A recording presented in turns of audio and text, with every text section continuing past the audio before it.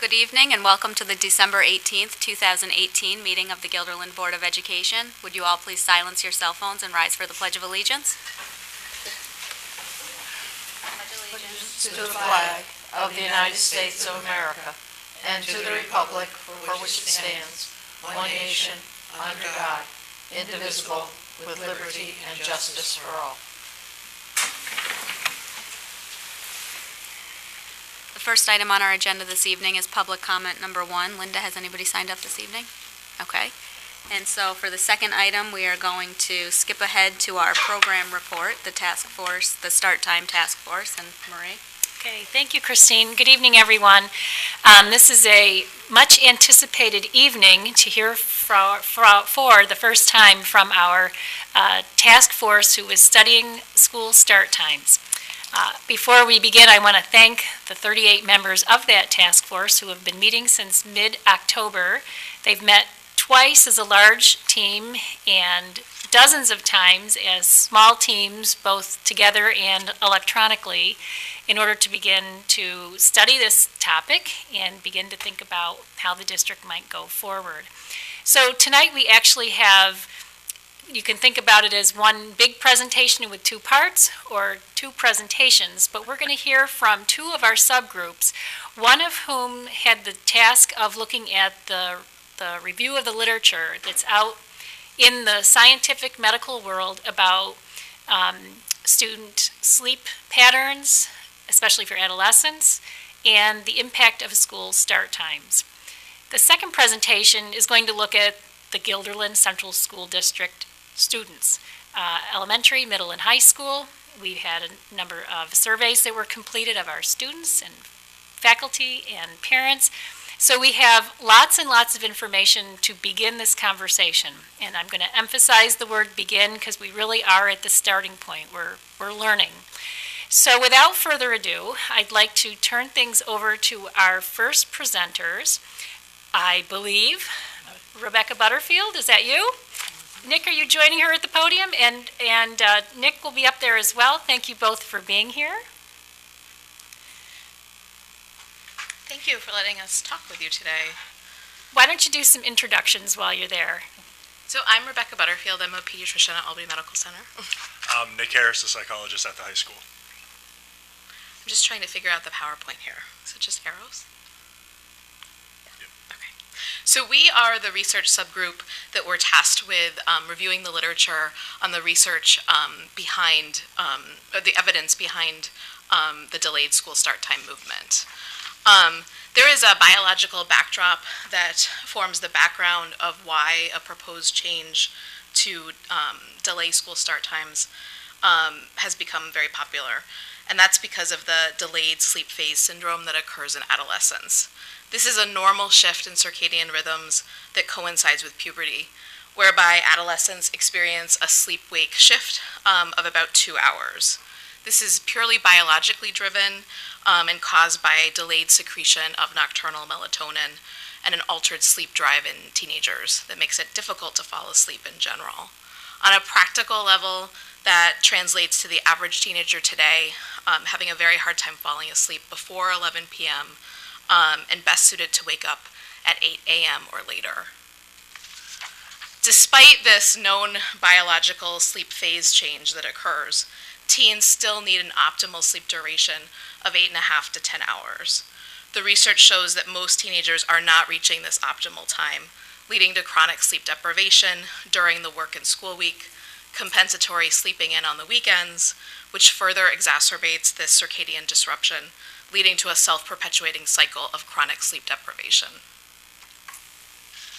So insufficient sleep quality and quantity represents one of the most common and remediable health risks in children, particularly in adolescents. In our review of the literature, benefits to increased sleep were seen in 3 key areas: medical and mental health, academic and cognition, and public health and safety. So we're going to discuss each of these areas very briefly individually. So first, adolescents who are chronically tired and habitually running on a sleep deficit are at risk for a myriad of medical and mental health consequences. Kids who are chronically sleep deprived first are at risk for obesity. There's a correlation between dietary habits and sleep deprivation, with sleep deprivation being as important as diet and exercise in the etiology of obesity. That's a pretty impressive statistic. In a 2010 study published in Sleep, teens who slept less than 8 hours at night tended to eat more fatty foods and non-nutritious snacks than those who slept greater than 8 hours.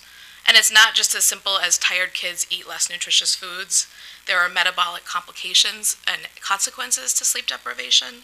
Sleep deprivation increases the secretion of hormones like ghrelin and cortisol that can raise the heart rate, blood pressure, and make teenagers and adults more at risk for type 2 diabetes. Like adults, teens frequently turn to caffeine and other stimulants to combat daytime sleepiness. Adolescents, just like adults, can experience tolerance and withdrawal to stimulants. And importantly, adolescents who consume large quantities of caffeine are more at risk for substance use and abuse.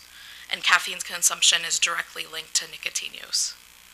The benefits of adequate sleep does not end with just physical health. The literature is rife with examples of improved mental health with adequate sleep. Reports of depression have been shown to decline in schools starting at 8:25 in some studies, which is notable due to the high link between depression and suicidality in teenagers. Another study showed that weekend oversleeping, which is chronic and which is common in chronically sleep-deprived teenagers, was associated with an increased risk of suicide independent of a known diagnosis of depression. Finally, insufficient sleep takes a toll on academic performance as well. When someone is excessively sleepy, cognitive capabilities slow down, leading to increased errors. High levels of sleepiness lead to lapses in attention, slowing of reaction time, and working memory errors. In terms of grades, a survey of high school students showed that students with higher GPAs reported later school rise times, earlier rise times on weekends, so they weren't compensatory oversleeping, and fewer school day naps. Students with lower GPAs reported signs of daytime sleepiness. And in terms of attendance and graduation rates, a recent study looking at 8 public high schools, both pre and post a district change in school start time over a 2-year period, showed increased attendance rates and graduation rates after the change. This study did not specifically look at sleep in those students, but the authors extrapolated that the later start time allowed for more sleep. Adolescents, we know, are already a high-risk driving group due to age, inattention, and distractibility. So how does delayed school start times impact the rate of motor vehicle crashes in adolescents? A 2008 study in the Journal of Sleep Medicine examined that exact relationship and found that car crash rates for the county that delayed school start times decreased by 16.5%, whereas the car crash rate for the state increased by 7.8% across the same time period. A more recent study published in 2014 compared crash rates in 2 adjacent Virginia counties, one with an early high school start time and the other with a later school start time. The graphic attached refers to this study. Chesterfield County schools start 85 minutes before Enrico County schools. And as can be seen on the graphic, the crash rate for the earlier start time students was higher than for the later start time peers. And the authors did find this to be statistically significant. There was no statistically significant difference in adult drivers in these 2 counties over the same period, making it less likely that a systemic difference between the 2 counties was responsible for the change. The timing for the peak of the crashes also corresponded to circadian vulnerability in the morning commute, and the afternoon spike could result from an early afternoon circadian dip in alertness, possibly from chronic sleep deprivation. We wanted to point out that there are a plethora of professional societies who support a delayed school start time, namely the American Medical Association, the American Academy of Pediatrics, the Centers for Disease Control, and the American Academy of Sleep Medicine. The recommended start time from these professional organizations is no earlier than 8:30 a.m. However, the literature does support start time changes of even small increments, including as small as 15 minutes. So I am going to now turn it over to my partner, Nick.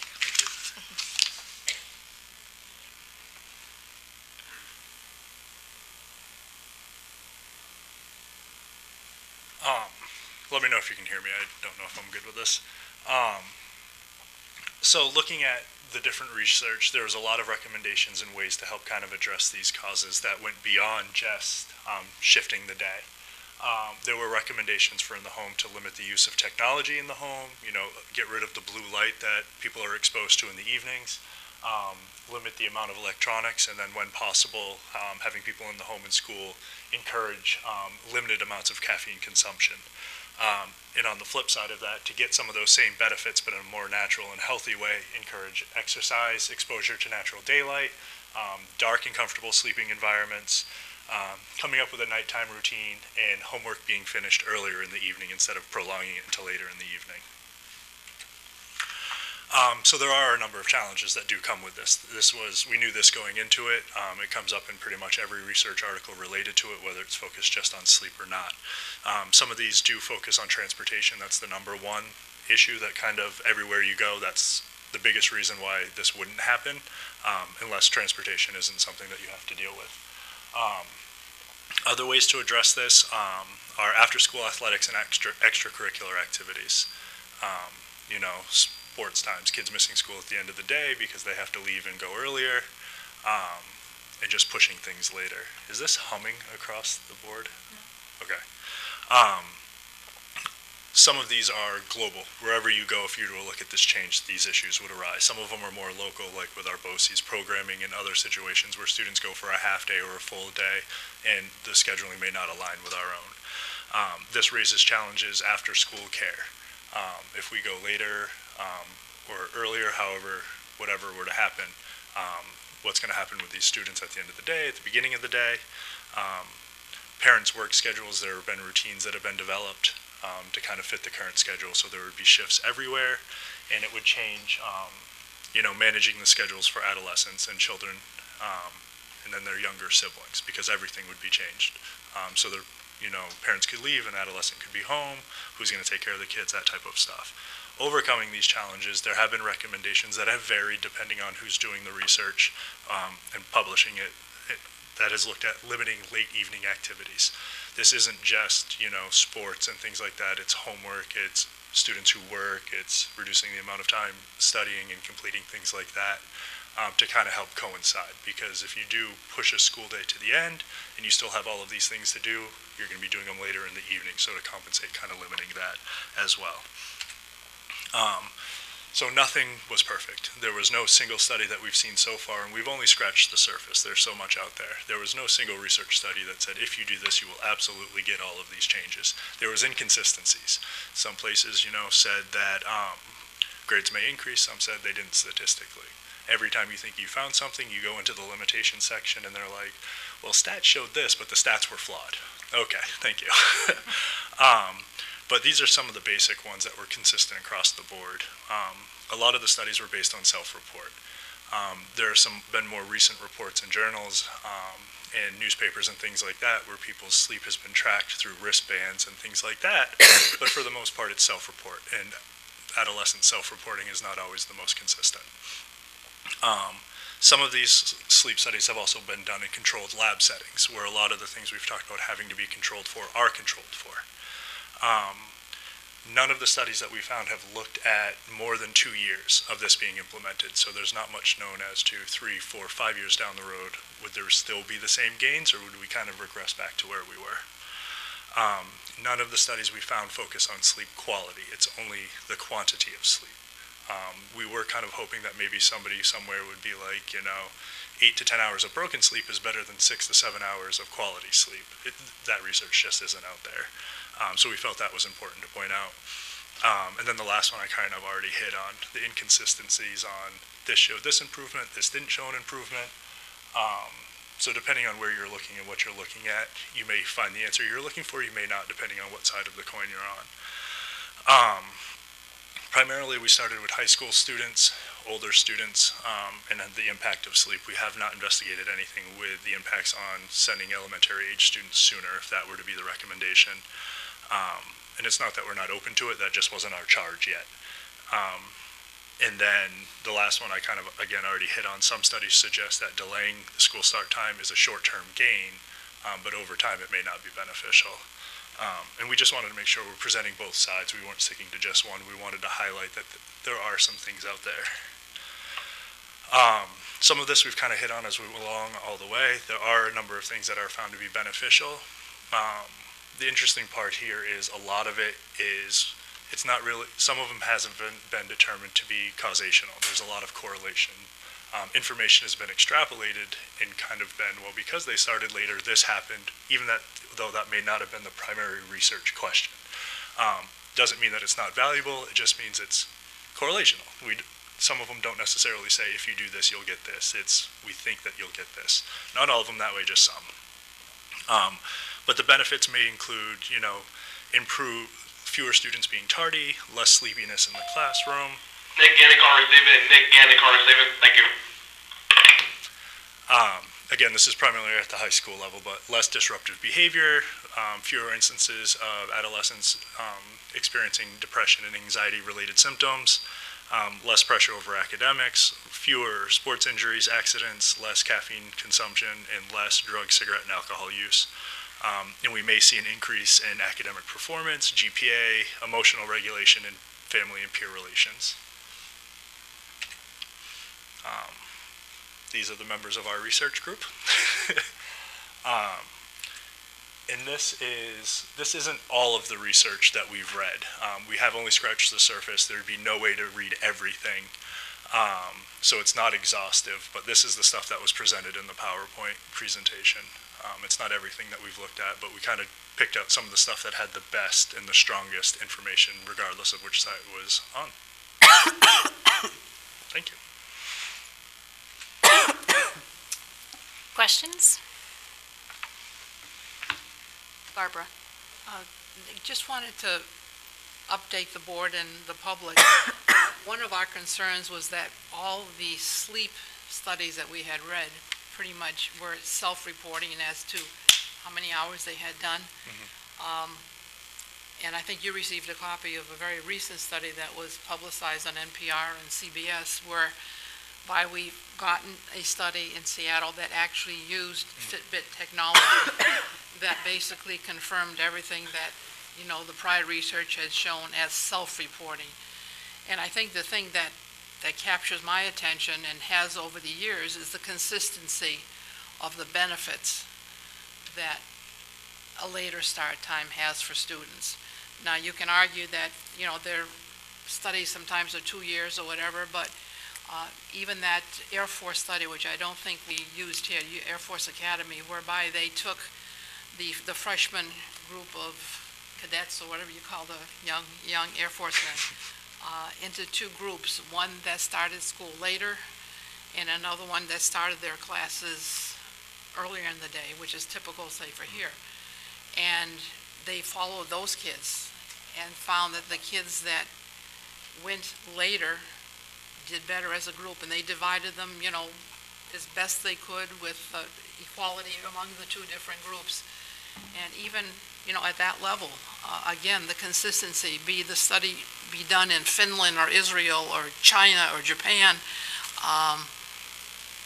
all those studies show benefits. Now, you're right in saying we don't have extensive years of studies of the same students because kids graduate out. And so it's very difficult to have that kind of a follow-up. And I think we're going to get even better results now as the Fitbits become part of the research experiment. So, I think we are off to a great start, and thank everybody that's been part of that group. Thank you.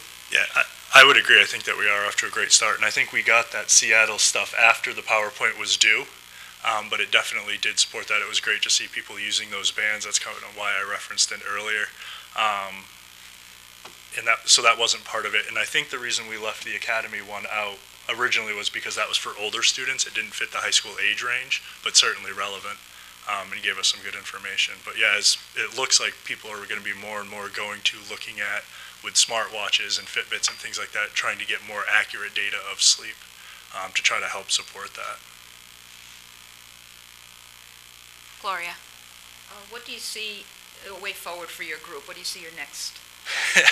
So we've kind of gone around about that as a group, as we weren't sure. So originally, the first time we met, we could have gone in so many different directions because every article you read talks about this limitation or that limitation, or some of them are self-report, but now there are some that are starting to use sleep tracking activities. So thanks to the help of some people within the group, we were able to narrow down, focus on high school and focus on sleep. So I do think there are some areas we'd like to investigate the impacts on younger students if they were to be required to go to school sooner, because some of the recommendations have been to help with transportation have been to start high school, middle school later, start elementary age students earlier. So we'd like to investigate some of the research looking at that as well, just because that would be a change. And then how does that impact them as they move forward? What are some of, I feel like there's been so many different avenues that have kind of popped up, and some of them have been addressed and some of them haven't. I think at this point we're waiting for a next charge. Find out what the interest is, and then go from there. Yeah, I think that's a good way of putting it. I just know on one of the slides, and one of the big areas was how would this impact the young kids? Because right now we did just look at high school, but certainly they would be impacted in some way, and would it be negative or would it not be? Let's see what's out there. So I can weigh in a little bit on that. So we have 5 groups, just to put everything back together. The first 2 groups that we're hearing from tonight had the first homework assignments on getting the research. We have a 3rd group that is assigned with the task of doing public outreach. So to think about how we share this information that we're all hearing tonight, and then how we gather feedback from our community once we have various options that we would explore. Which brings us to our 4th group, which is, we call it the SWAT group. That's the group who will be looking at what could we possibly do if we wanted to think about alternatives to our existing start times. And that group will be exploring options and then looking at the strengths, weaknesses, opportunities, and threats for each of those. And my assumption is that as they do their work, there will be times when we're going to need the research teams to go back and gather more data, whether it's data from the literature or data from our students. So the process will be iterative. So we're really at the start of the cycle right now to get the ball rolling. What do we know about the literature? What do we know about our own students? And then what might be possible? So everyone will have another charge. And just to be fair, we have a 5th group. Ben is on that group, and it's our policy committee who are tasked with keeping an eye out for the potential implications of any local, state, or federal policies around attendance time, contracts, all of those kind of procedural, regulatory, law-based details that we don't want to cross if we were to make some kind of a change. So they've done an initial review, and then as we get into the options discussion, they'll be back to look at that. Is there any research, or did you look at any research that's outside the United States? We did.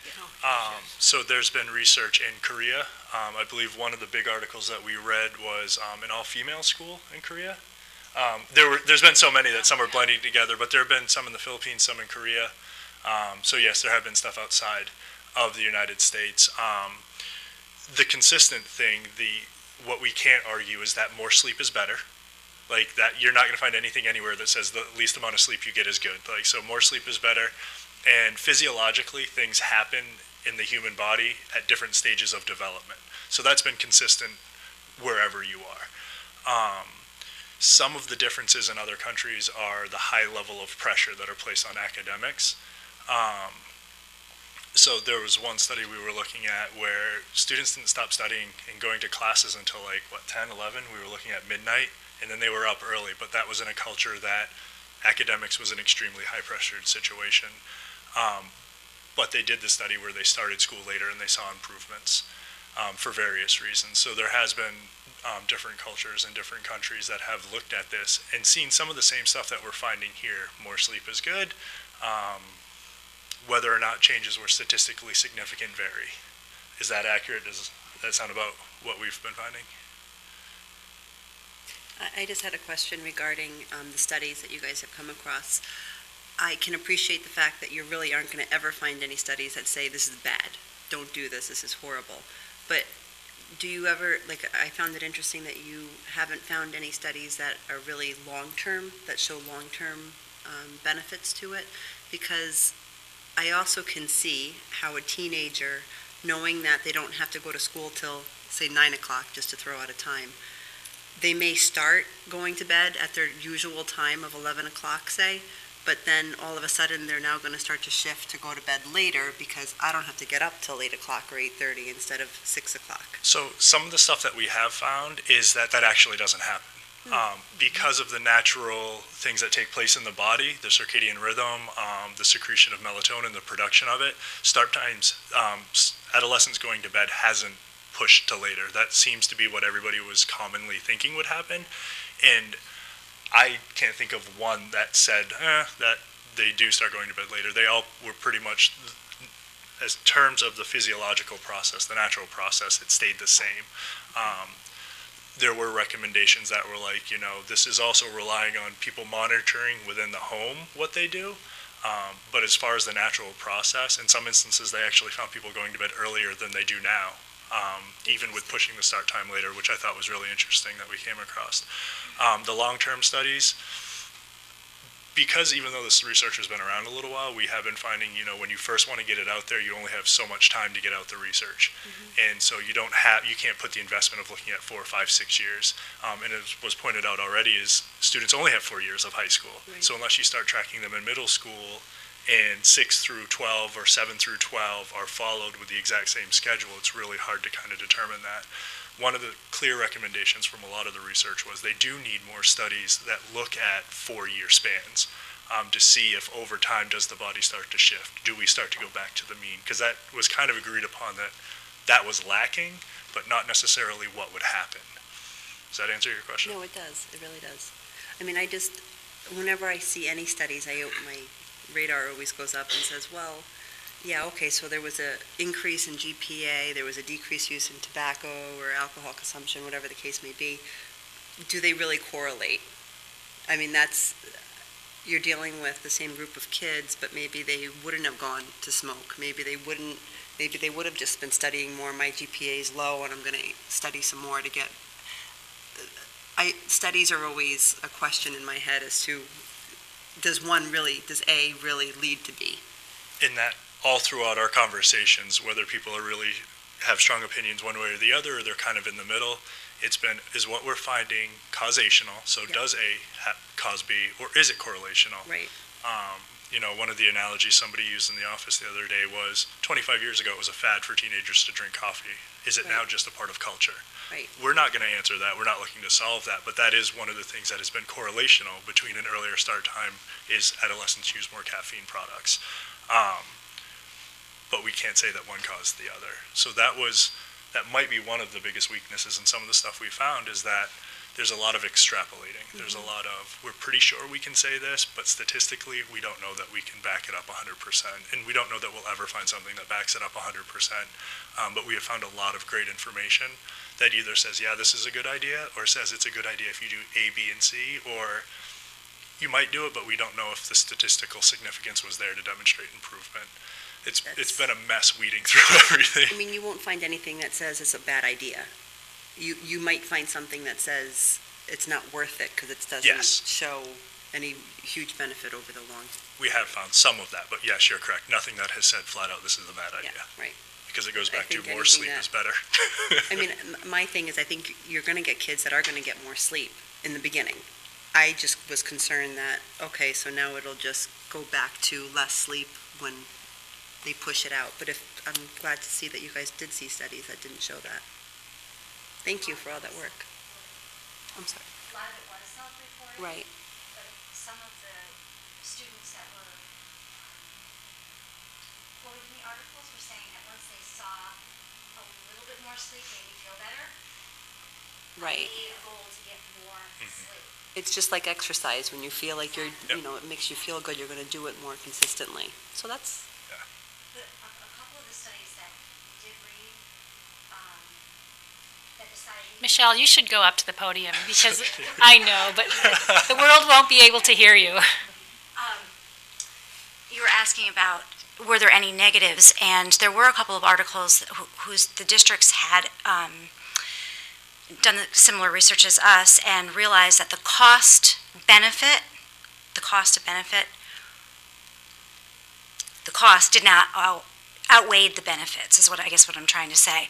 So I think down the road, as we look at here from some of the other teams, we're going to see that there's going to be some decisions that we have to make as a community. So, there definitely are some negatives, but the most consistent thing that we saw was that the benefits were consistent in most of the studies that we looked at, just about all of them. Yeah, more or less. But there's still more digging to do. There is still more digging to do. And we tried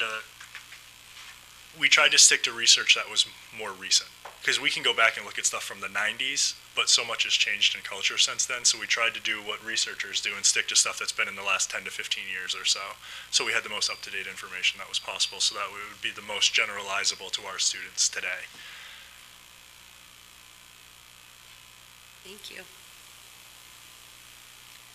Okay, thank you, subgroup number 1. You can see we had some excellent personnel, well suited to the task, so thank you for presenting, and the whole team, thanks for your work. Approaching the podium next are members of subgroup 2, whose task it was to learn about our Guilderland students, and we have Steve Wolf, Michael Piscatelli, and Matthew, whose last name I just forgot. Thank you.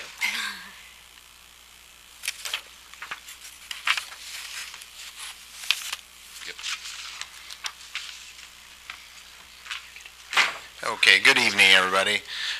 Again, my co-presenters are Mr. Stephen Wolf and Mr. Matthew Dunnigan. We've got some of our subcommittee members here. Terry Keller's here, Kristen Jansen, Marie Creighton, and Anne-Marie Springsteen is not here, but she's part of our committee as well. It's important to know what was the focus of our research was to find out and collect information about Guilderland students and families that could inform later discussions about start times. So we did not ask specific questions about people's opinions about start times in these surveys. So if you look at who did we send a lot of the survey or collect survey information from, it was elementary parents, middle school parents, middle school students, middle school staff, and the same thing from the high school. Our response rates were really good from all of these stakeholders. So right now I'm going to turn it over to Matt. Just one thing from a format that you will notice as we move to the next slide is our question that we were trying to research is on the left-hand side and the data is on the right-hand side in most of the slides. So, okay. For elementary, 78% of the students take bus. For middle school students, 78% take the bus. And for high school students, 58% of the students take the bus.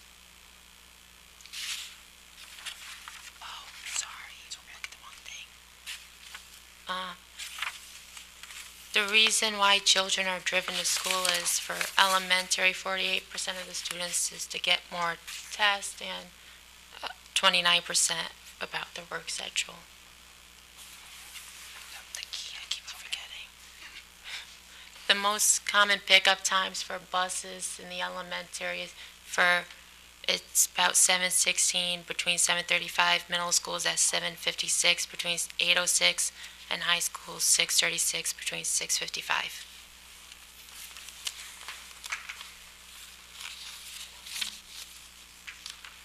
So after that, we wanted to find out what was the most common wake-up time for kids, and what we found out was that regardless of level, elementary, middle, or high school, it seemed to be about 30 to 60 minutes prior to needing to get on the bus. And then in addition to that, we wanted to know when kids are late to school, what's the reason? And overwhelmingly, kids are late when they have medical appointments. The difference is that at the high school, that changes to be the secondary reason that kids are late, and overslept is the first, with 43% of the respondents saying that was why they were late most of the time, as they overslept. So we asked parents and we asked students how much time they spent sleeping at night on average, and we've got a couple big charts with information. The big thing to take away from this is to look and see that as kids get older from elementary to middle to high school, the amount of time they are sleeping shifts, and there's also a slight decrease in what students report in the amount of sleep they get versus what their parents report they are getting. Now, to caution there, some of that is that it's not a one-to-one correlation. We didn't ask, parents of student X what they thought their student got and ask that same student what they got. So they are not necessarily the same groups, and self-reporting is not always the most accurate. Additionally, as we asked questions to follow up, we asked high school seniors who have a late arrival how much sleep they get. And there is an increase, we found, that high school students on average get 6 to 7 hours of sleep per night was the largest group. But for seniors with late arrival, the largest group of 42% of the respondents saying they got 7 to 8 hours of sleep.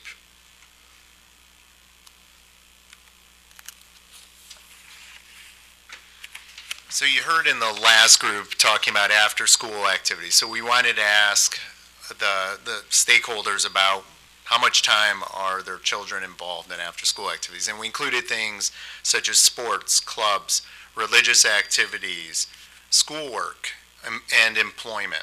And as you can see from looking at this data, that there's a big jump when we get to high school. And you can see when we get to 6 or more hours, we jump to 39% of the population is in that camp. But it's important to note, though, that even when you look at the elementary and middle, you'll notice 3 to 4 hours, that's about a third of the population. So that's about an hour a night they're involved in some kind of after-school activity. Okay, we also wanted to follow up with, the students who reported that they work, we wanted to find out, well, how much do you work? So again, this is the results of the data from that group who responded. And you can see again, most of them are in that 0 to 5 hours per week in a typical school week, but 20% are in that 6 to 15 hours a week.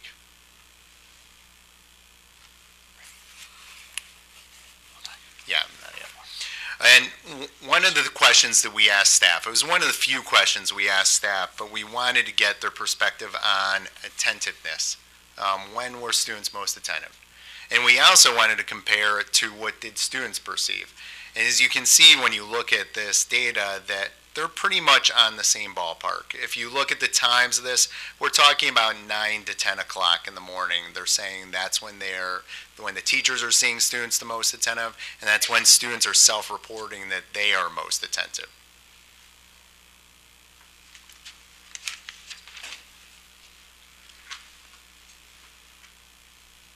Do you nap when you get home from school in the middle school?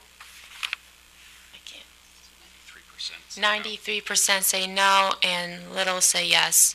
In the high school, 49.9% says no, and 50.1% says yes. If you nap, typically, how long do you nap? For the middle school, they sleep about 0 to 1 hours, and 1 to 2 hours. In high school, it's 0 to 1 hour, and same thing, 1 to 2 hours. Have you ever been in an accident on the way to school? 95.4% says no, and little says yes, so that's good.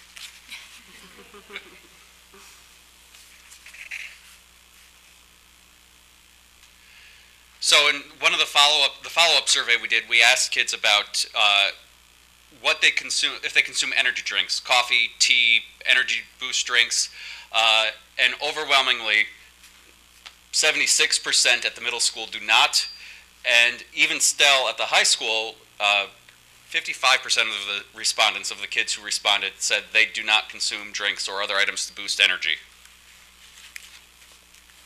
For those who said they did consume something that increased their energy, we found that at middle school, 22% of those who responded was the largest group of energy drinks, and coffee was 14%, and in high school, it's a huge increase in coffee to 66% of the students who responded saying that that's their energy method of choice, with 12% saying energy drinks.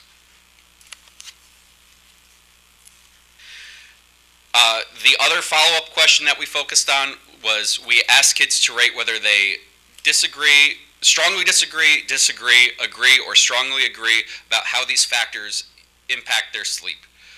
Screen time was understandably large, with 48% saying that strongly impacted their sleep time at the middle school and 61% saying it strongly impacted at the high school. TV was relatively low at 25% for the middle school and 18% at the high school. Gaming was higher at the middle school with 31% than the high school. Schoolwork also saw an increase in high school, and after-school activities, as we've already talked about, had a huge increase at the high school over the amount of time it's impacting sleep for middle school students.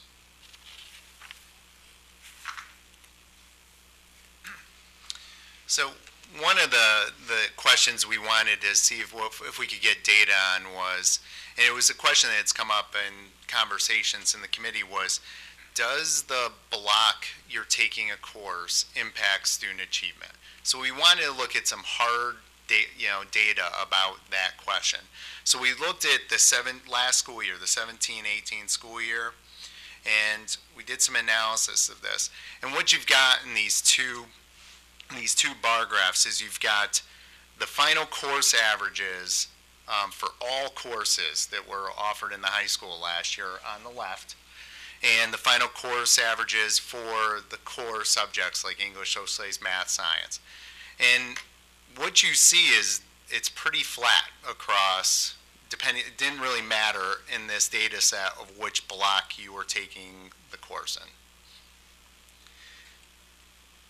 Kind of along the same lines, we also did the same thing with failure rate. So the opposite look at it, like what percentage of students failed a course. And again, like I said, there's some surprising things in there. We talked about attentiveness, and Block 2 was the most attentive. You can see a little bit of drop there. But Block 4 was the second most, or I should say Block 3 was the second most attentive block, and you can see there's a big jump there. But again, overall, if you look at the numbers, we're within 1% of each other pretty much across the board. Now, doing the same thing, we wanted to look at Regents data. Is there any data that shows that same thing, that the block you took the course made a difference in your performance on the Regents exams? These are the math exams from last year, and they're color-coded by the block you took it in. Again, I think the important thing is to look at the levelness at the top of the bar graph. How level is it? And again, you'll see little jumps here and there, but it's not consistent patterns across the data. This was Science Regents by block. And the last one is ELA and Social Studies.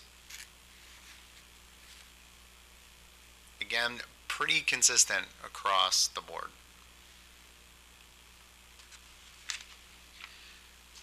So it's a lot of data, and if you'll notice on the full presentation, which we're not going to go through tonight, there's 142 slides. So if you'd like to dig into additional information on any of the questions and see exactly what the breakdowns were, they're all included in the rest of the presentation. But we wanted to try and take this overwhelmingly large amount of data and make it something slightly more digestible. So based on what we looked at, based on the hard data and the information we got back from students, was the time of day the student takes the course does not seem to impact achievement in a statistically significant way. The majority of students in the district do take the bus, and they tend to wake up 30 to 60 minutes before they need to get on the bus. Bus pickup times at the high school are impacted by elementary pickup times. The majority of the students at the middle school and high school don't consume energy drinks. There is a significant increase in number of students napping at the high school versus the middle school. And homework and studying and after-school activities are the biggest impacts on student sleep.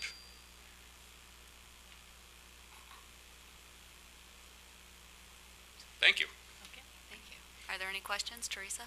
The survey that you guys did with the students and the parents, how come those numbers didn't equal 100? Like they weren't, like there was like 88%, there was 33, there was.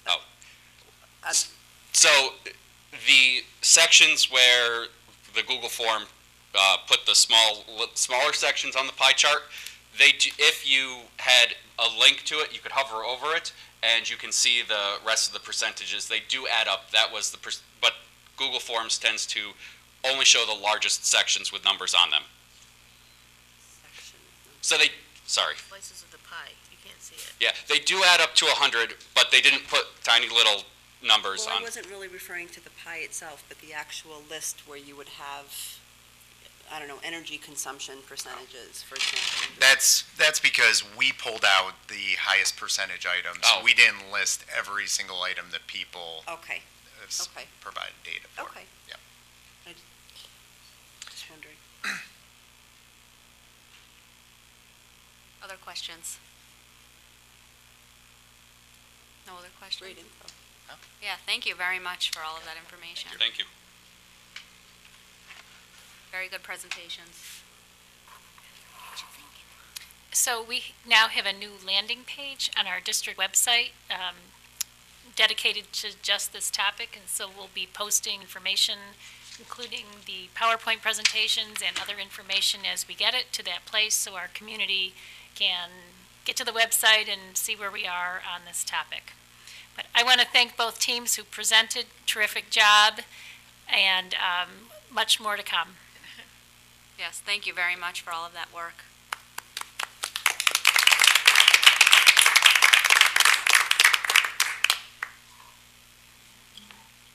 Okay, and now we move on to our second agenda item, which is the 2019-20 Budget Development Presentation. Mr. Sanders.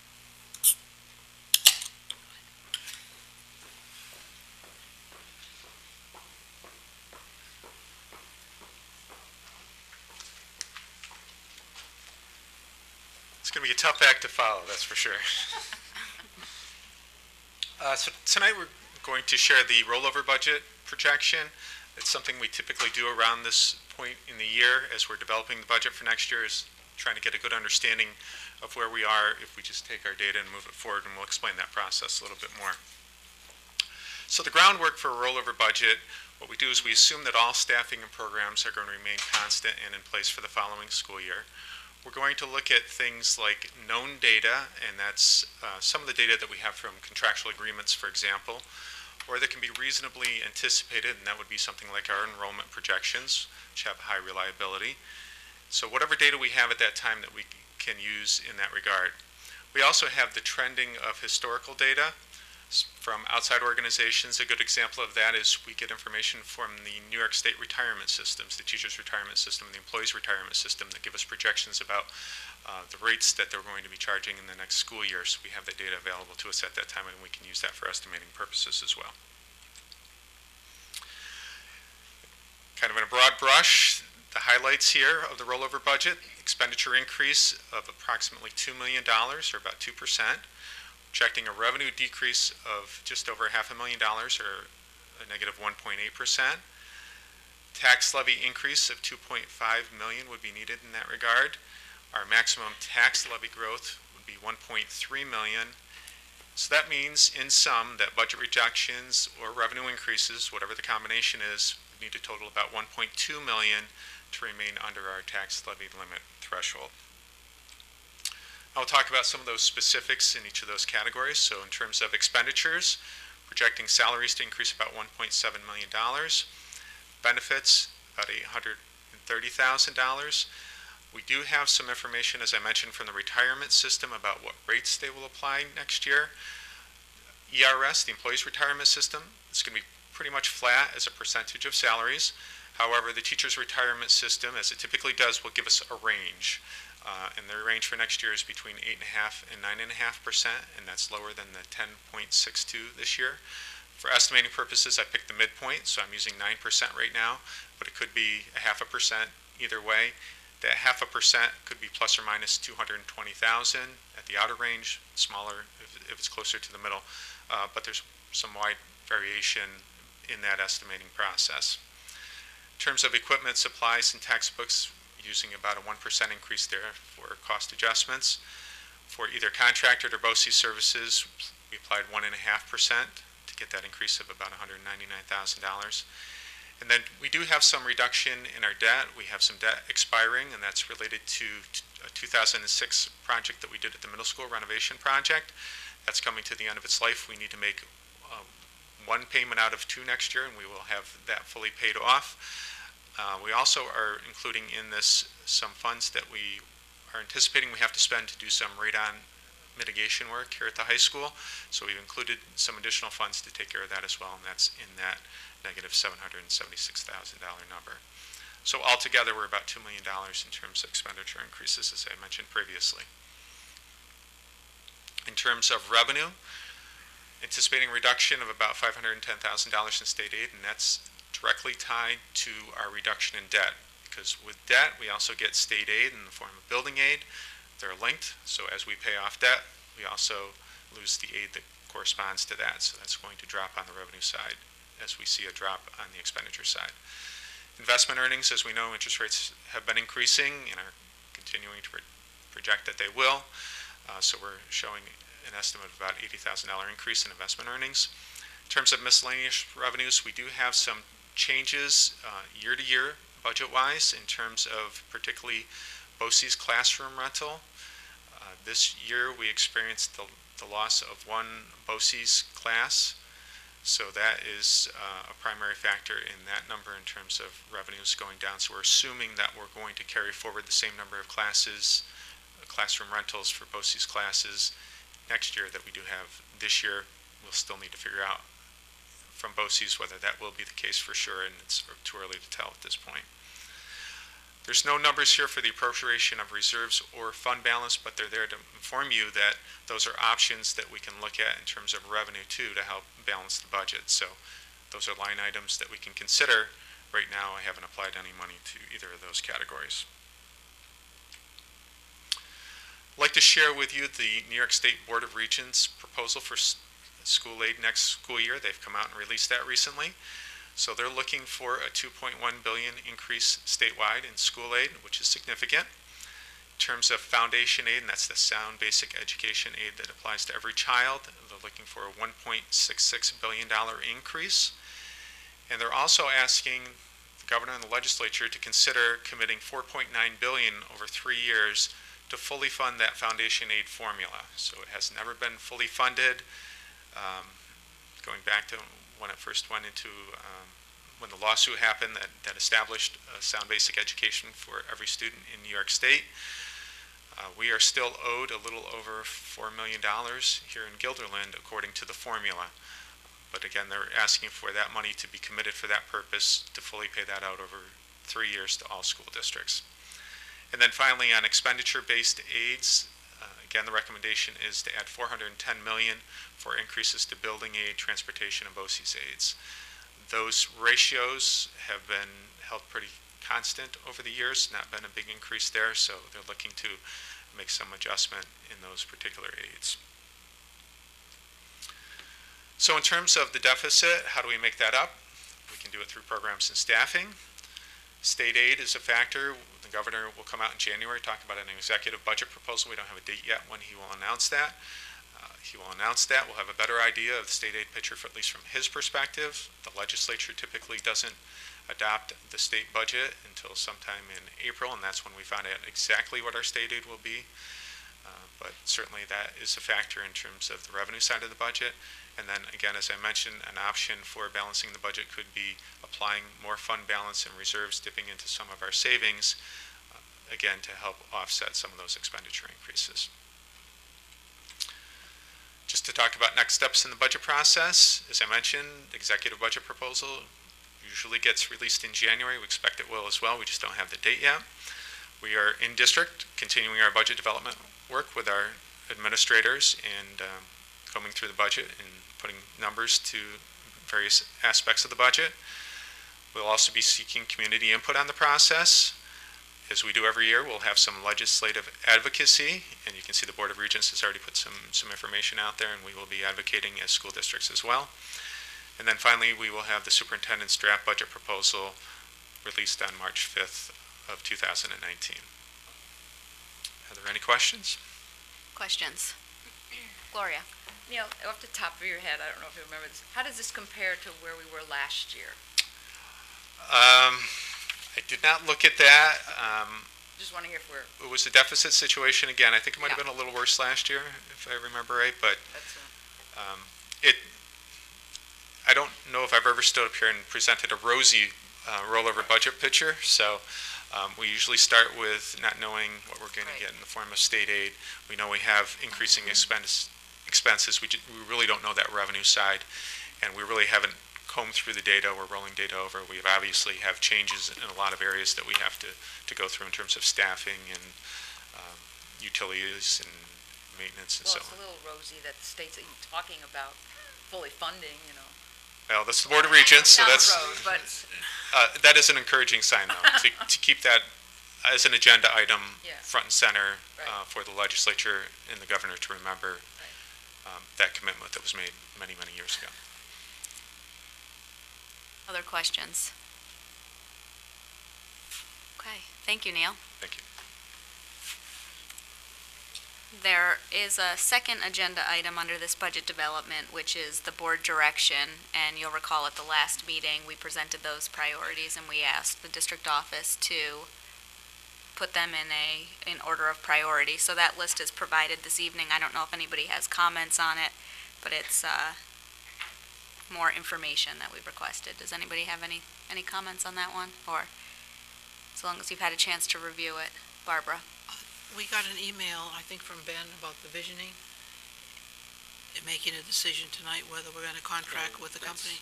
Oh, yeah, and we will talk about that at the Communications Committee report. So, we'll have a discussion then, but thank you, and that was a good point, Ben. Okay, so now we move on to the consent agenda, which consists of the minutes from the December 4th meeting, the CPSC and CSE recommendations, the personnel action items, the financials. May I have a motion to approve the consent agenda? Barbara, second. Judy, are there any questions or comments on this? Okay, all those in favor? Aye. Opposed? Passes 8-0. Now we move on to information items, curriculum and instruction. Damien?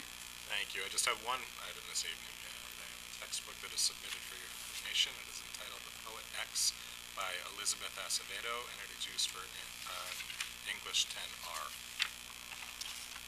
Great, thank you. Are there any questions or comments for Damien?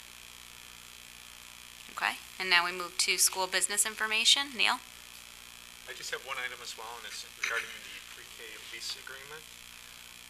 3 years ago, or a little less than that, we entered into an arrangement to lease classroom space to a pre-K provider, Victory Childcare.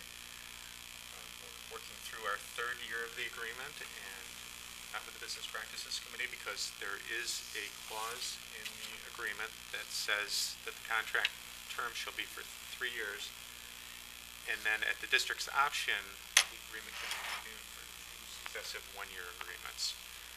So the committee discussed how the program's working. We had Mike Laster at the meeting who could talk best about the impact. We started with the potential for 6 classroom rentals, 2 at Altamont, 2 at Pine Bush, and 2 at Farnsworth Middle School. As of the third year, we're down to 1 classroom rental at Farnsworth Middle School. So completely out of the elementary schools, we've had enrollment growth, so we get those spaces back. And the program really never got solidified to rent all of the classrooms that were envisioned. So even with the 1 classroom at the middle school, Mr. Laster was able to talk about a little bit about how that fits in a middle school structure, which it doesn't align as well with that particular population. As I mentioned before, we did have a shift in BOCES classes. We lost 2 at the elementary level, but one of those went to the middle school because it was more age appropriate. It came out of an elementary setting and went into the middle school setting. That tends to align better with our school district. Those students come on the same schedule we do, the same start and end time. They attend programs within the school, special area subjects, so they integrate very well. The preschool program start sooner, so we have people dropping, or parents dropping off their children very early. We have to make arrangements for that, a special play area. They're young children, so, to accommodate them, we've got to modify bathrooms. We have to be careful, even, as Mike mentioned, when we have drills, to make sure that they're not during nap time. So some of the things that you would never think about, just having a younger population within the building. I know it's had some impact, particularly in the restroom area around the cafetorium, because we've had to dedicate bathrooms there. So there's primary bathrooms for events that happen at the middle school, which typically happen in the cafetorium. So it's not that it isn't, it's just not the best fit. They also attend on snow days, so we have to make sure we have a custodial staffing and entrances cleared and things like that that just don't align as well in our school. So also, Mr. Laster mentioned that we could do some things programmatically by the return of the art room, and that's the room that they're using. They needed a requirement to have a very large classroom, which was the art room fit that bill. It was close to an exterior exit, but we could do more to allow art instruction to happen better in the middle school. That we can't get to the kiln room right now because it's attached right to that space, so there's opportunities there for the art department as well. Plus, we could integrate BOCES program a little bit better within the building, and ideally, if we had the space in that area, we would probably move the BOCES program around to make that fit a little bit better in the building and what they want to do with their particular program. Thank you, Neil. Are there questions or comments for Neil? Really, the idea was trying to get a sense from the board whether we want to try to continue this agreement and exercise the option, or let the contract lapse, create that opportunity. Sure, Seema? I was at that meeting, and it sounded like the recommendation from the administration and the teachers, the middle school, is like better for them, for Victory not to be there. And then I asked about, does she think there's going to be like a renewal so there's no surprises? And I think that's not, I think she has an idea that it might not be renewed, so I think. Well, I was going to report later, but it's fine, we discuss it now. Yeah, a few of us were there. Oh, sorry, go ahead. That's okay. We kind of, I think the committee kind of agreed it would be best to reach out now and get the conversation going. There's no reason to wait. If this is the thrust of, where we want to head, if returning the room to use by the middle school staff is the best course of action, then let's get, put that on the table now. They need like turnaround time to change that room back to a room that could be used for middle school students, preschool. Yep. And the current contract runs through August 31st. Right. Correct. But maybe this would give time to consider an alternative.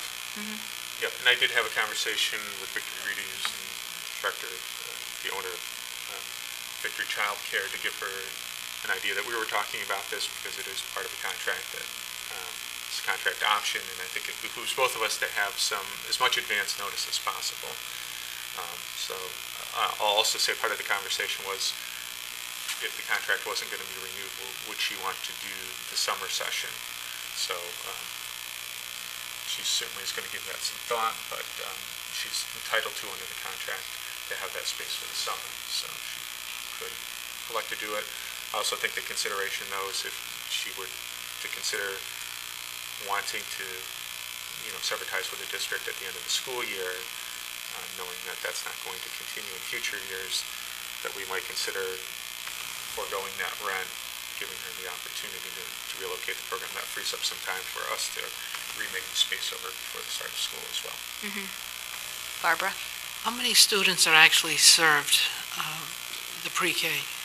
I think right now, and Mike didn't have an exact count, was it? 11? Is it between? I think it was 11 or 12, Mike said.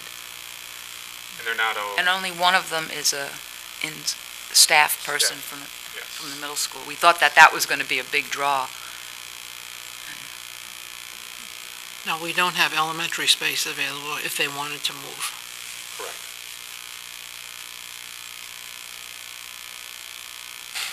Other questions or comments on this one?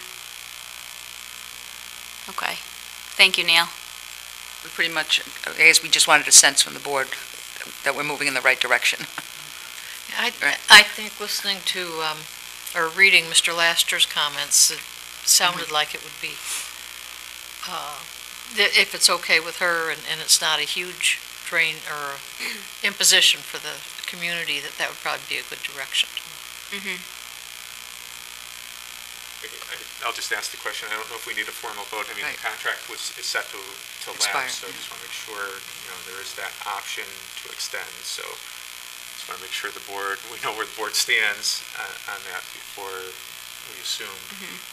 Is there anyone here that seems opposed to not extending the agreement?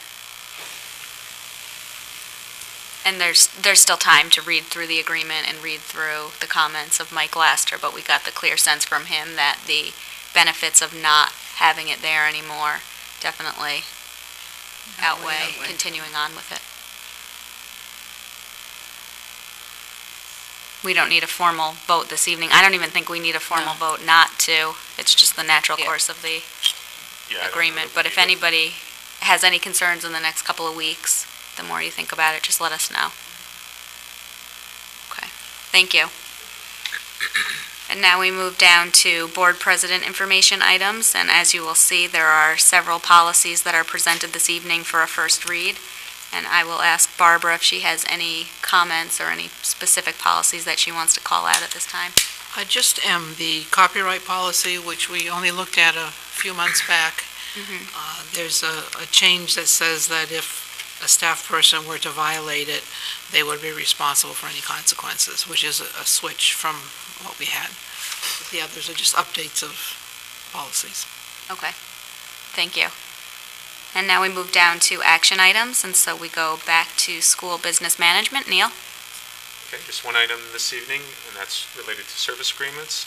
We have an agreement for federal IDEA flow-through funds with the Ketchum Grande Memorial School. And we also have an agreement with Nurse Connection Staffing to provide contracted substitute nursing services for our schools. Okay, may I have a motion to approve the service agreements? Teresa, second Tim.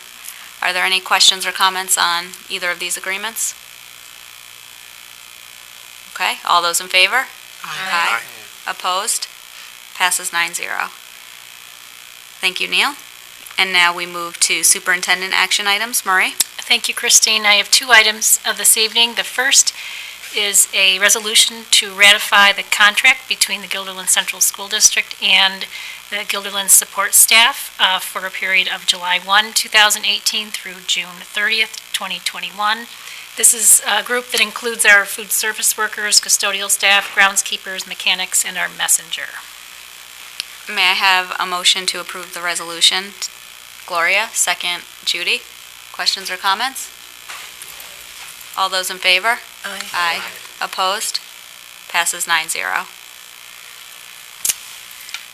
My second item tonight is a request for the board to approve the creation of two co-curricular clubs, one at the high school called the Civil Conversation Club that will be advised by Mr. Mitch Hahn, and the second is a club at the middle school called Relax with Reiki, and that's Ms. Martin will be the advisor for that club. May I have a motion to approve the clubs? Barbara, second Ben. Questions or comments? Ben. I just want to say that the Civil Conversation Club is going to be fantastic. It's much needed, and I'm glad that Mr. Hahn could get it up and running. Very current. Anyone else? Okay, all those in favor? Aye. Opposed? Passes 9-0. And now we move down to board president action items, which are the policies that were provided last time for a first read. May I have a motion to approve the list of policies before you?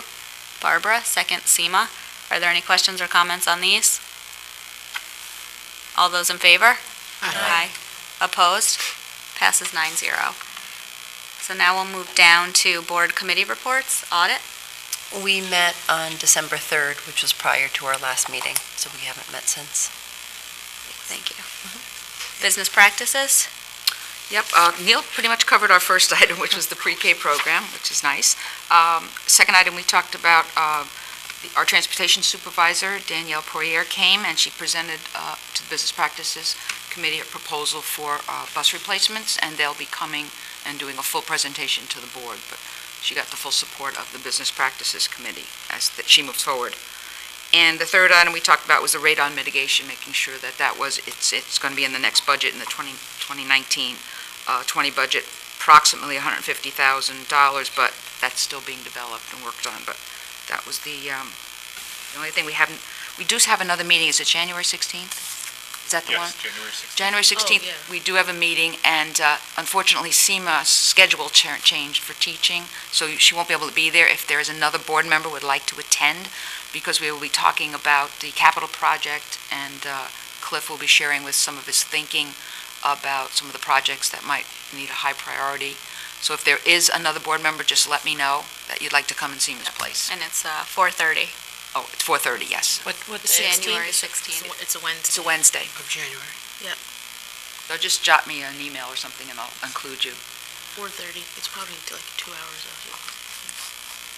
Thank you, Gloria. Communications? Well, we had I'm just reflecting on the minutes, a packed agenda, which we efficiently covered in an hour about, we talked about the board's evaluation process. We looked at the comments from the last meeting and some of the thoughts on that. It was our recommendation just to continue on with this tool for a little while to see how it pans out before we make any changes. We talked about, we had a good review from Aubrey about the website and social media analytics. She provided a well-researched report on how the website's performing since the refacing of the site since the update, and where we're headed with that. I think the takeaway from that was that while traffic to the site is down, our users are staying on the site more, and they're using search less. So that means that they're having a better experience overall with the website, which I think was the goal of that redesign. Some of the activity, the visits to the site are probably the result of taking forms, HR forms, off of the public-facing site and then making that available on the intranet in the school so that staff aren't going to the public site to pull those forms down. We looked at the activity calendar, and then we had two discussions. One on the thought exchange tool that we've talked about previously, and I'll circle back to that in a moment. And we once again looked at the Board of Education handbook and talking about responding to emails, and made some updates to that based on some recent experience that we've all had, trying to make it clear what the best practice is for that. So back on the thought exchange follow-up, maybe I'll turn it over to Marie, because Marie did have a chance to go to Austin to see how that program worked at a conference. And I think we had some good discussions initially about it, and then moving forward, the last meeting had some good follow-up discussions on how to move forward with this. Marie, if you don't mind. Oh, not at all. So in late November, I had the opportunity to go to a conference in Austin, Texas that featured the tool, the Thought Exchange tool, with a group of superintendents. The purpose of the conference was around leadership development and innovation, with the theme of meaningfully engaging your public around important topics and finding ways to gather input from your communities about things that are important to the community.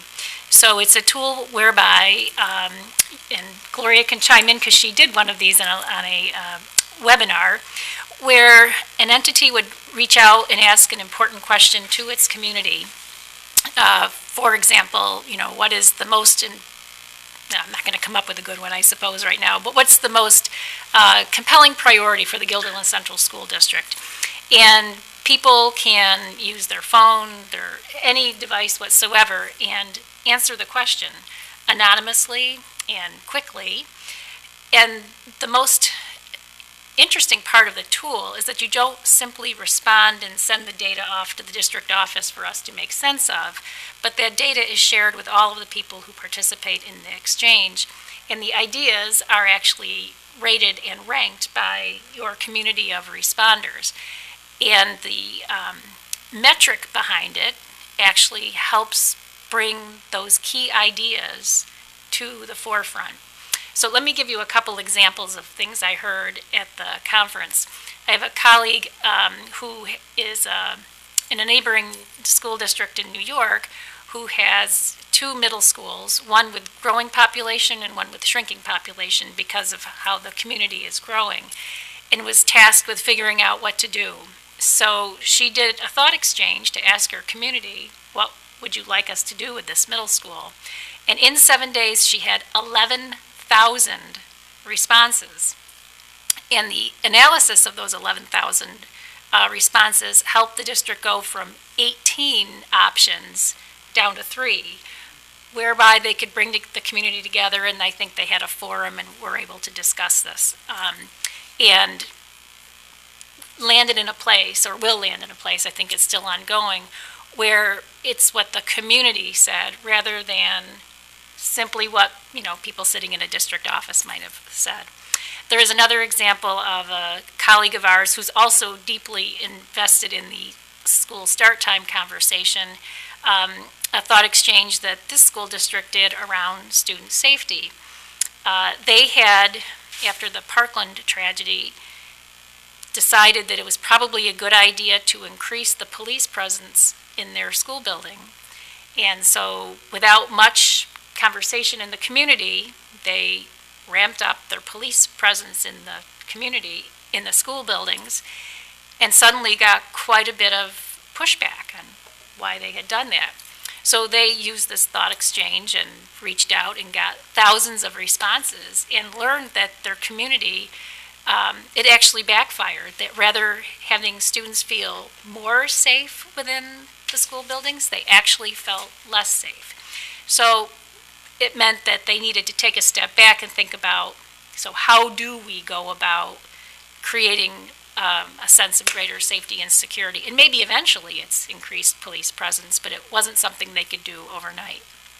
So I'm intrigued by these things because as I think about the big topics that are before us as a school district, I think there's some real value in getting some rich and robust ground roots data around important topics that we're working on. Probably the biggest one being our capital project, which we're going to be working on over the next few months, but will go before our voters in May at a time when not only will we have a school district budget, bus proposition, but a capital construction project, while the library also has those 2 big items as well, their budget and a capital project. I think there's some wisdom in working with the people at Thought Exchange, because it's not just a tool, it's also a service to help us gauge where is our community on this as we think about how to present it. The other topic you heard tonight about the school start time, and we just scratched the surface in understanding the literature and a little bit about our school community and our students, but we will need to do a really good job sharing information out. Our website is good for that, but we're also going to need to get some meaningful input back from our community, and this tool, I think, would be invaluable on doing that kind of a thing. We've also got visioning work that we're talking about, and I can see using a tool in a priorities kind of meeting like we've had of days of old, where people in the room actually engage in this kind of a thing. And then lastly, we talk a lot about climate culture across our employees. We could reach out to our employees to ask, how's it going? What could we be doing better? Or, a question that can engage all of those things.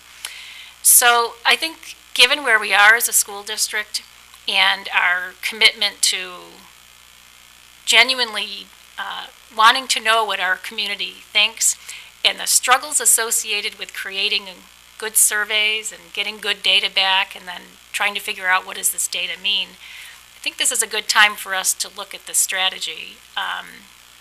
So one of the things the committee asked was, can we afford this year? Because if we were to do it, I think sooner rather than later would be the goal because we have this imminent vote coming up in May.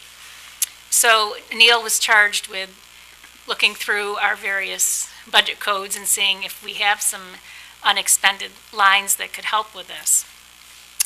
The service is actually available through a cross-contract through Broome Tioga BOCES, so that it would be a BOCES expense and therefore BOCES aidable at the 60-ish% BOCES aid ratio. I'm looking at Neil. We're about 55. So that while it is a cost, we would actually recoup those costs going forward.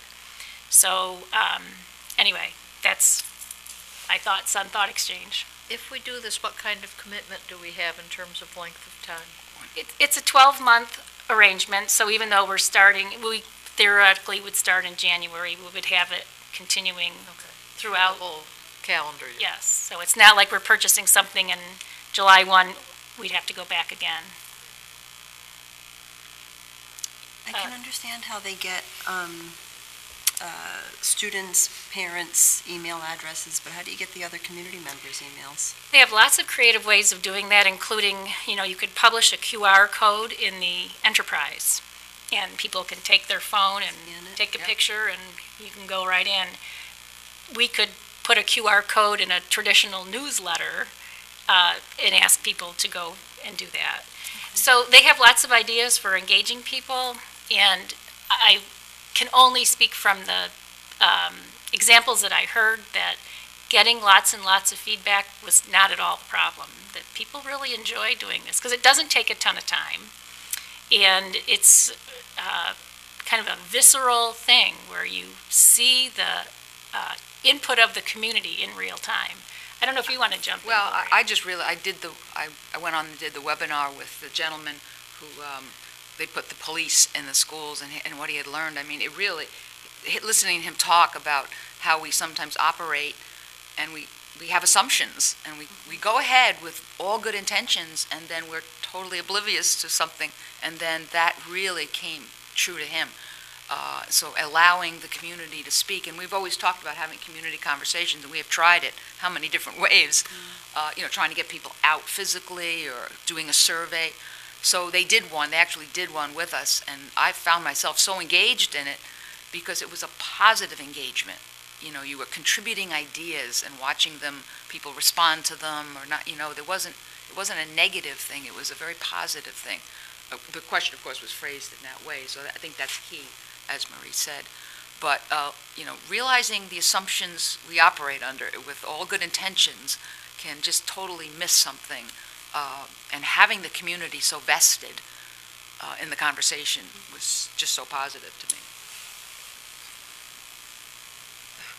I think Barbara. Who creates the questions that are thrown out to the community? Well, initially, like I said, it's a service. There are a team of people who now have been doing this for a number of years. The service came into being around 2012, 2013. That's when they just started up. So they have a group of people who are good at crafting the questions. And in the initial phases of it, they'll help us write the questions. I think as school districts become more adept at using the tool, they get better at crafting their own questions. But at least initially, I think, given those big topics I just rattled off, I would want help to make sure we're crafting them in a way that people can easily respond, so it's not tricky in any way. Yeah. And that would give us information that would guide decision-making and action. I guess the part that I'm a little bit worried about, all the different schools that have changed their start time, when they surveyed the parents and the kids, I haven't read one study where they were in favor of the change. But yet, a year after, in all the studies that I've read, none of them would go back to the earlier start time. Mm-hmm. So, when you put out that kind of a question to a community, I think the immediate thing, change. I don't want change. So I'm just trying to weigh how valuable that kind of input is. I know you want the community engaged, but I guess I would like to have an educated community engaged after we have done some homework and some sharing and, things like that. I think we're a ways away from asking the community to weigh in on, should we make this change or not? We haven't done any work with options, or the outreach team hasn't really had an opportunity to do that kind of outreach. And I also think so how do you ask the question? Yeah. I don't think it's, should we do it or should we not? It's, and again, I'm not an expert in writing of the questions, but it's more about how. What would the impact be? The impact or. Your personal life or your family situation, like that. And get the idea, so that if we knew how the change was going to impact people, maybe we could mitigate some of that at least. My last question is the financial one. How much per month? How much per year? The net cost right off the top is $20,000, but then we take the 8 off of it, so we're 9 and change. And 9,500. We have, and I have convinced the group not to charge us the first year sign-up fee. They're very interested in working with us, for sure. We would be the first in the Capital District, but we certainly won't be the last, because I think I hooked up a number of neighboring superintendents on that same yeah, they were on the same webinar. So it is absolutely going to be the wave of the future. And Neil, I'll let you report out. You did some financial work for us. We looked at some of the areas where we have hard-to-fill positions. Teaching assistant is one of the ones that we struggle with, and I can talk about it a little more. I think you're all familiar with that scenario. So we're able to look, and just early on in this year, we were able to identify at least 4 positions that we haven't been able to fill on a regular basis since the start of the school year. So with salary and benefits, even prorating that for the 4 months that we've had so far, come up with savings of $52,000. So there's certainly money available. Who's going to manage it at the district? Like, I know Aubrey does the communication stuff. I just didn't know, like, is it the right support at the school, at the district to manage? It sounds like it's a pretty robust program for that much. It is, but it's not like managing a website or a Facebook page. We would end up with 2 licenses. Probably one would be in my name, and I would probably ask Damien to do one in his, because it can be used for staff development and with teachers. And then there is an unlimited number of exchanges you can do. And they can take 5 minutes, they can take a week, but they're not a huge investment. It's all in the algorithms behind it that calculate it as you're sitting there. If we end up going down this road, we should do an exchange in this room, and you can watch the results as people are voting. And then it's there, and the data is kind of automatically organized into charts and graphs that tell you this was the most popular, this was the least popular. These 2 ideas are competing, so you may want to explore more there, and 100 other things, because you can also start, but I'm a student, I'm a teacher, I'm a resident of the district, so you can split out the demographics as well. It's just another form.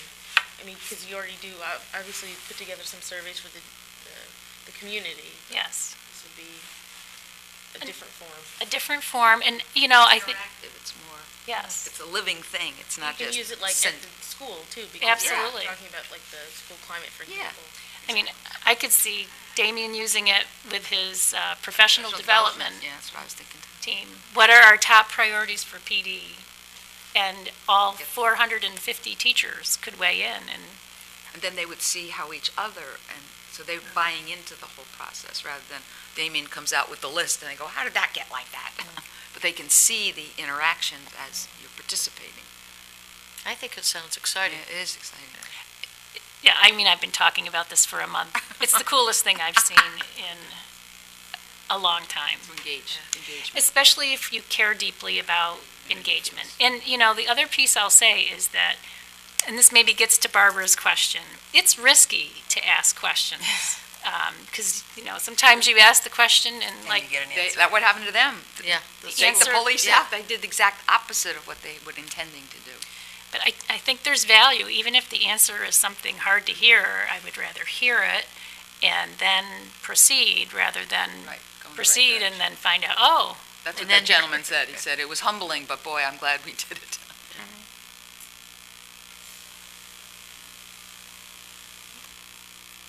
Anyone else? Okay. Do we need a motion or anything, or? Are we going to vote on it, or what's, we Wasn't need to this vote, just an Neil? information item in the? Don't we have a deal, isn't our deal only good for this month? Yeah, I have have to to make a call them decision. tomorrow to say we're in or we're not in. Right. So that's why I sent that email, was because Right. I want to make sure that we got to it tonight. I mean, we typically need a wouldn't vote Wouldn't on a vote. particular All of the BOCES money's item. there. and- Did you say Anybody- the first year you were able to negotiate the first year? The startup fee, Oh, the startup fee, okay. yes. If I could negotiate the first year, Wow. She's had a lot of experience. that would be really good. Talking about It's not that I didn't try, trust me. I talked about a pilot. you Yeah. know, the Try us capital out for a district. year. I did try. No, we don't need to vote on it. Is there anybody that's opposed to moving forward with this? Okay, All right, well, thank you all. thank you. Sean, anything else, or was that, I think that was it. that was a nice report? Thank you. Good job, Sean. Okay, Policy Committee, Barbara? You have the results of our work, and we're meeting again on the 9th of January. 9th of January, okay. It doesn't look like we have anybody signed up for public comment number 2. So we will move down to board issues, ideas, and sharing. Does anybody have anything this evening? Gloria? I'll share something. If you get a chance to go over to the middle school, years ago, back in the 70s, we used to do these door decorating things in the winter, and they were like winter scenes. So I ran into Sandy Stedge, who works at the middle school yesterday at a blood drive, and she said, "Oh, we're doing door decoratings again, but it's on book themes." Well, I went over today because I had to see it. It's so neat. I mean, we had classrooms that worked together, so you had like, I think it was technology, you had Hogwarts. One of them was all like the Harry Potter, but all the rooms worked together, so they each had pieces of it, of the book. All over the school they are. Upstairs, Seneca was winter. It was a book called Midnight Snowmen or something like that, Midnight Snowmen. But you go around, it's got a sign, start here, you start at this door, and you go around, and all the snowmen on each door, and there's part of the thing. And then there are QR codes. So you take your phone, and you go up there, and you can see a little video, you can get a little of the book read to you. It is so, you go all around the school. So if you get a chance, go over. Kudos to the middle school staff who did that. It was really a lot of fun. Yeah. Nice. Anyone else? Ben? I have two things. One is, I guess like 7 months ago, I mentioned that we might want to take a look at not seating students on stage at graduation. And for many of the same reasons that we got rid of class rank a couple years ago. And we kicked that back to GHS building cabinet. And, you know, they have a lot to talk about. So just because it's been a long time, I'm not asking for a progress report, but I just want to, I guess, feel out if the board still wants GHS building cabinet to continue looking at this sort of thing, just so that they know it's a priority of ours. Have they been looking at it? No. From what I hear, it's been on a back burner, and they don't know if they're going to get to it this year. Which Mike's so good, yeah. Can you tell us what's happening? It hasn't been a bad burner.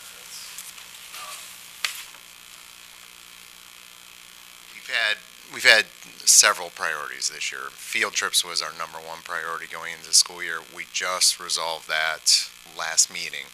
The next meeting in January is graduation. Seating is going to be the number one thing we're going to talk about. That and open house schedule. So. Do you know, Mike, how you're going to proceed with the conversation? No, Okay. that's what we Okay. got to figure Gotta out. work that Because again, it's like anything else. A change in Change. practice is going to get a reaction. So, and trying to figure out kind of what we're talking about, the best way to get feedback from the community about it's going to be a challenge. Well, here you go. Yeah, We let's might have just- a tool. I know. So yeah, we got to think through how we're going to solicit feedback from the students. You know, as you can imagine, probably the strongest reaction we're going to get is from current seniors and their families. So that's what I'm anticipating. Yeah, So, Yeah, it's just, yeah, to make people accept the change, it can't be instituted June 1st, right? You know, so. To be grandfathered in. It has to be decided earlier. Well, I guess the other comment that I'd have, the class rank thing was very much student-driven. I mean, they came to us 2 or 3 times, and none of that has surfaced other than, on the board level, and usually it comes from the bottom up, and we're the last ones to deal with it, so. I think there's definitely some students that completely see why we would pursue this initiative. They can see the value of being with their classmates and having everybody together. It completely goes along with our inclusion efforts that we've been doing for the last 4 years. So there's definitely going to be a population that supports that. I'm not doubting that in a second. I just think there's also another population that we're going to have to address too. So. Can't go in with our assumptions. We have to check them out. Thank you. You're So you'll follow up with? Absolutely. Let us Great. know, yeah. Thanks. Thank you. Okay, and so the second thing I just wanted to raise was, we heard some comments tonight with the start time conversation about correlation and causation, and that's definitely a thing because you can find correlations in a lot of parts of data, right? And so an area of research that I do a lot of is achievement pressures because those specifically impact suburban upper middle class school districts like Gitto, where we have a lot of students in AP classes kind of competing with each other, and this contributes to this conversation about class rank and sitting on stage. I'm not as familiar with this year's class of seniors, but last year's class of seniors, it was almost scary how stressed they were about performing well.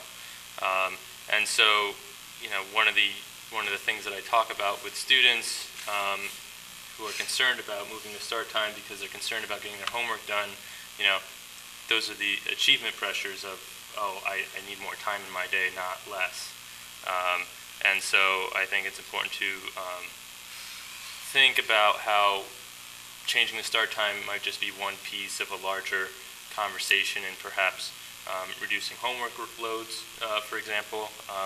In our current policy, we recommend that third graders have a minimum math time homework of 50 to 60 minutes, which the research just does not support. So it's important when we're looking at health benefits to realize that there's no one thing that can do it, but each is necessary. So, thanks. Thank you, Ben. Anyone else? Sean? So 2 things. I'm sorry you all didn't get to arrive late like myself and Seema. There's a wonderful concert at GES tonight with the 4th and 5th grades. So the other thing I just wanted to sort of acknowledge, and Mr. Corbett and Miss Sarah Fizita in Farnsworth in the technology department, I'd reached out to them because they do the Future Cities group of the students, and in a prior role, I had cut a check every year to Future Cities, but never really got to see what happened. And so they've invited me in a couple of times already to see what the students are doing there, and so I'm looking forward to going back a couple more times. So it's been really great, and so I just wanted to just commend the work that they're doing with those students. Yeah, that's great. And that's a great fit for you. Perfect. Thank you. Anyone else? Just wanted to say, I noticed you get the SNNs and all, there's a lot going on in the various schools, kids helping community members and things. I mean, there's so much that goes on around the holidays because some families just won't have all that so many of us have. So, I really personally, I know that we as a board would like to thank all the staff and the students who just reach out to those who are less fortunate at this time of year. And so much is going on. Anyone else? Okay, so then we need a motion to go into executive session to discuss issues pertaining to negotiations with the Guilderland Administrators Association. May I have a motion? Judy? Second, Teresa. All those in favor? Aye. Aye. Opposed? Passes 9-0. And don't forget to do your survey.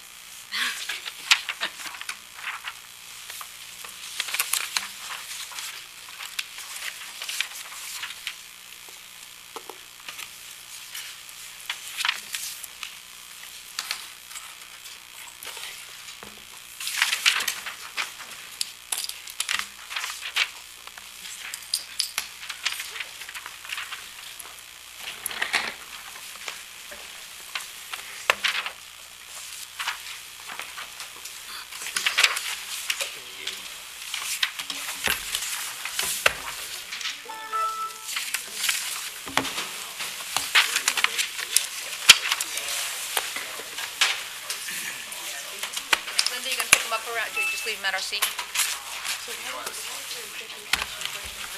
do we do it before we go?